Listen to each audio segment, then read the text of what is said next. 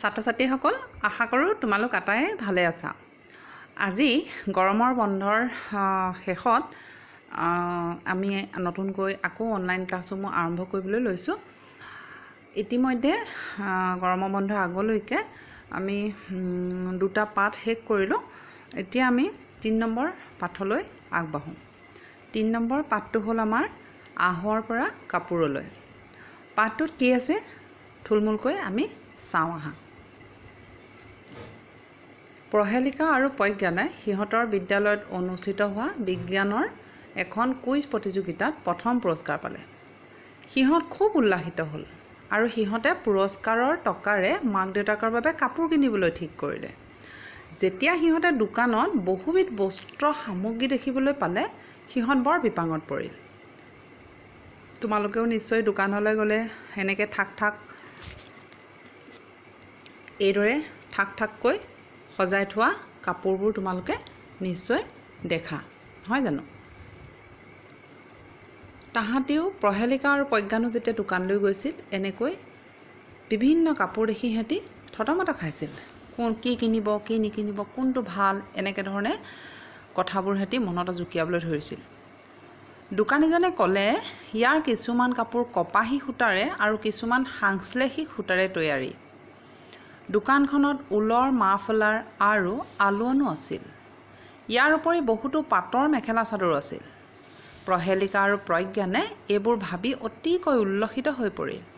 তেওঁলোকে হাতেৰে চুই চাই বিভিন্ন ধৰণৰ কাপোৰবোৰৰ পাৰ্থক্য অনুভৱ কৰিবলৈ ধৰিলে আৰু অৱশেষত তেওঁলোকে এখন ঊলৰ মাফলাৰ আৰু এযোৰ কপাহী মেখেলা চাদৰ কিনিলে।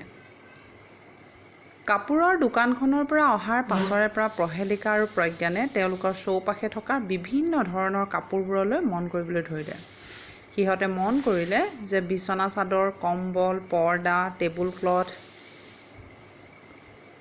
টেবুল ক্লথে হওক, টাৱেল, ঘৰ মচা কাপোৰবোৰ বিভিন্ন ধৰণৰ হয়। আনকি সিহঁতৰ স্কুল বেগ আৰু মৰাপাটৰ থৈলাবিলাকো একেধৰণৰ আঁহৰ দ্বাৰা তৈয়াৰী হয়। সিহঁতে এই কাপোৰবোৰ কপাহী, ঊণী, পাট নে সাংশ্লেষিক তাক চিনাক্ত কৰিবলৈ চেষ্টা কৰিবলৈ ধৰিলে।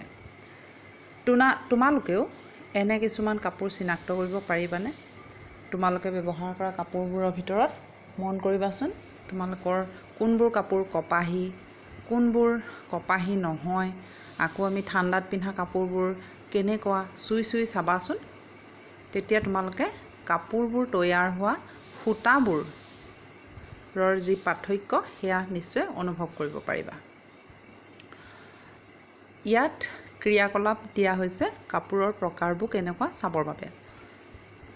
চোৱাচোন ক্ৰিয়াকলাপ 1ত কি দিছে? ওচৰৰ এখন দৰ্জীৰ দোকানলৈ যোৱা। চিলাই কৰাৰ পাছত কাটি পেলোৱা পেলনীয়া কাপোৰৰ টুকুৰা সংগ্ৰহ কৰা। প্ৰত্যেক টুকুৰা কাপোৰ চুই চোৱা আৰু অনুভৱ কৰা। এতিয়া দৰ্জীজনৰ সহায় লৈ কাপোৰবোৰ কপাহী, পাট, ঊণী নে সাংশ্লেষিক তাক লিখি উলিওৱা। তোমালোকে এই বেলেগ বেলেগ কাপোৰৰ টুকুৰাবোৰ কিহেৰে তৈয়াৰী ভাবি আচৰিত হৈছা নহয়নে? তোমালোকে যিকোনো কাপোৰৰ টুকুৰা এডোখৰলৈ মন কৰাচোন। ইয়াক অবিচ্ছিন্ন টুকুৰা যেন লাগে। এতিয়া একেবাৰে ওচৰৰ পৰা লক্ষ্য কৰা। কি দেখিবলৈ পাইছা? কাপোৰবোৰ বৈ থৈছে। এইবোৰ আচলতে ইডালৰ লগত সিডাল এটা বিশেষ ধৰণে লগাই কাপোৰ তৈয়াৰ কৰা হৈছে। আচলতে গোটেইবোৰ সূতাই, নহয় জানো? তোমালোকেতো এতিয়া দোকান পোহাৰবোৰ ভালদৰে খোলা নাই বা এটা নিৰ্দিষ্ট সময়লৈকে খুলিছে। সেয়েহে তোমালোকৰ নিশ্চয় দোকানলৈ গৈ দৰ্জী দোকানলৈ গৈ কাপোৰ কালেক্ট কৰি আনিবলৈ অসুবিধা হ'ব। সেয়ে তোমালোকে ঘৰতে চাবা। তোমালোকৰ বিচনা চাদৰখন চুই চাবা, পৰ্দাৰ কাপোৰ চুই চাবা, আকৌ তোমালোকে মাৰ ভাগৰ কাপোৰ এসাঁজ চুই চাবা, তোমালোকৰ নিজে পিন্ধি থকা চোলাটো চুই চাবা, গামোচা এখন চুই চাবা। তেতিয়াও তোমালোকে সূতাৰ পাৰ্থক্যবোৰ ধৰিব পাৰিবা। ক্ৰিয়াকলাপ 2। ক্ৰিয়াকলাপ 1ত চিহ্নিত কৰা এটুকুৰা কপাহী কাপোৰ বাছি লোৱা।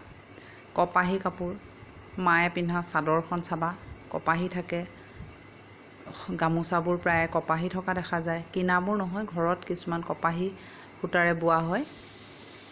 চুলে গম পাবা। যিবোৰ কাপোৰ পিন্ধিলে মই খুব থুলমূল আভাস এটা দিব খুজিছোঁ তোমালোকক, গৰম নুঠে, গৰমত পিন্ধি আৰাম লাগে, সেইবোৰ কপাহী সূতাৰে সাধাৰণতে বোৱা হয়।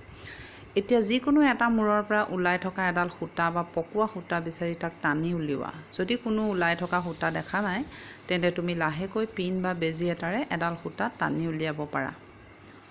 কাপোৰ এখনৰ পৰা তাৰ ছাইডৰ পৰা এডাল সূতা উলিয়াই চাবা।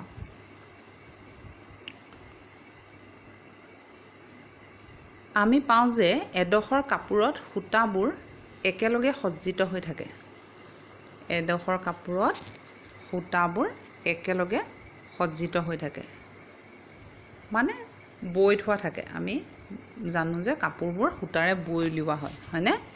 এই সূতাবোৰনো কিহেৰে তৈয়াৰী? এতিয়া আমি সূতাৰে যে কাপোৰ বৈ উলিয়াই সেইটো জানো, কিন্তু সূতাবোৰ কিহেৰে তৈয়াৰ কৰা হয় সেইটোওতো আমি জানিব লাগিব, নহয় জানো?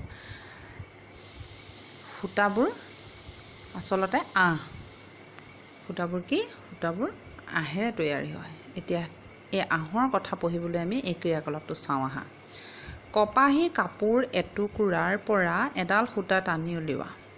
তুমি তোমাৰ ঘৰত থকা এখন কপাহী গামোচা বা মাৰ এখন কপাহী চাদৰৰ পৰা একেবাৰে কিনাৰৰ পৰা এডাল সূতা টানি ওলাবা।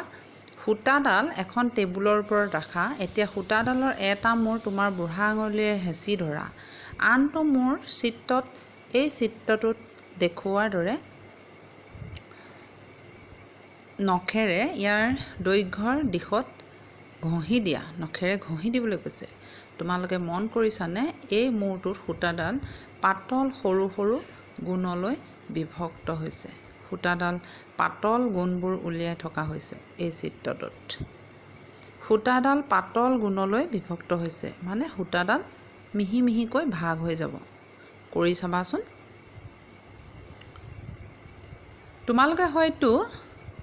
তোমালোকে হয়তো বেজীত সূতা ভৰাওঁতে এনেধৰণৰ কথাই লক্ষ্য কৰিছা।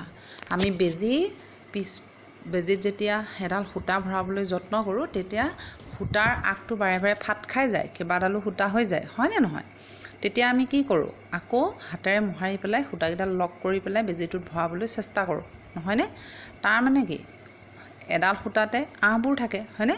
বহু সময়ত সূতাডালৰ শেষ মূৰটো কিছুমান মিহি মিহি গুণলৈ বিভক্ত হয়। তেনে অৱস্থাত সূতাডাল বেজীৰ ফুটাটোৰে সোমাই দিয়াত অসুবিধা হয়। সূতাৰ এই মিহি গুণবোৰ তাতোতকৈ পাতল আৰু মিহি কিছুমান গুণেৰে তৈয়াৰী হয়। এইবোৰকে আহ বোলে। সেই মিহিবোৰকো যদি আমি চাওঁ, সেইবিলাকো আৰু কিছুমান মিহি গুণেৰে তৈয়াৰী হয়, সেইবোৰকে আমি আহ বুলি কওঁ।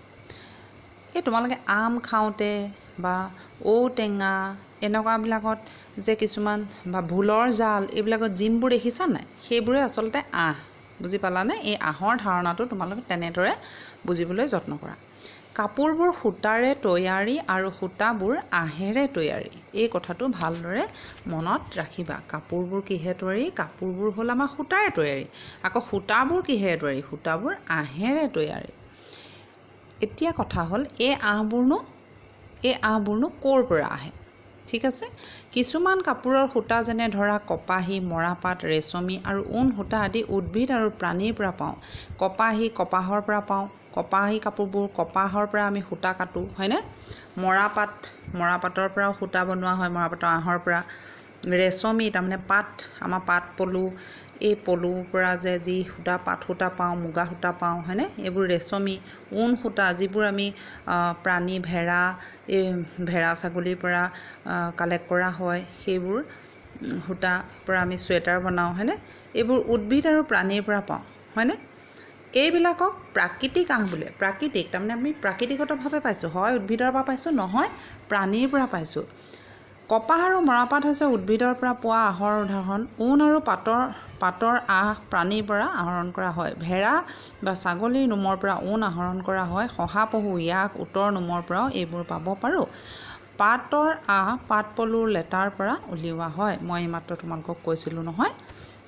হাজাৰ হাজাৰ বছৰ ধৰি কাপোৰ তৈয়াৰ কৰিবলৈ প্ৰাকৃতিক আহেই আছিল আমাৰ একমাত্ৰ সহজতে পোৱা আহ। যোৱা 100 বছৰত ৰাসায়নিক দ্ৰব্যৰ পৰাও আহ তৈয়াৰ কৰা হৈছে। কিহৰ পৰা আহ তৈয়াৰ কৰা হৈছে?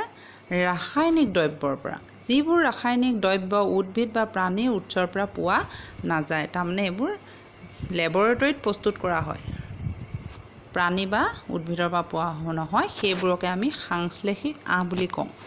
তাৰমানে কাপোৰৰ যেতিয়া চাহিদাটো বাঢ়ি গ'ল, তেতিয়া এই ধৰণে ৰাসায়নিক দ্ৰব্য কিছুমান উলিওৱা হ'ল। এই কৃত্ৰিম আহৰ কিছুমান উদাহৰণ হৈছে পলিয়েষ্টাৰ, পলিয়েষ্টাৰ, নাইলন, এক্ৰাইলিক। এইবোৰ হ'ল আমাৰ কৃত্ৰিম আহ। তোমালোকক যদি পৰীক্ষাত সোধে দুবিধ কৃত্ৰিম আহৰ নাম লিখা, তেতিয়া তোমালোকে লিখিব লাগিব পলিয়েষ্টাৰ, নাইলন, এক্ৰাইলিক, এইদৰে লিখিব লাগিব। ইয়াত দেখুওৱা ধৰণৰ এক সামগ্ৰী প্ৰজ্ঞানে সংগ্ৰহালয়ত দেখিছিল। যুঁজাৰুসকলে এইবোৰ পিন্ধিছিল। সি জানিবলৈ বিচাৰিলে যে এইবোৰো কোনো প্ৰকাৰৰ আহেৰে তৈয়াৰী নেকি।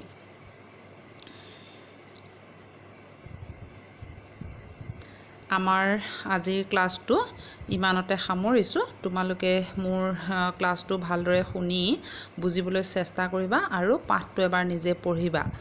পাঠটো পাছৰ অংশখিনি মই তোমালোকক ইয়াৰ পাছৰ ক্লাছত দিম। ঠিক আছে, আজিলৈ আহোঁ। সকলো ভালেৰে থাকা।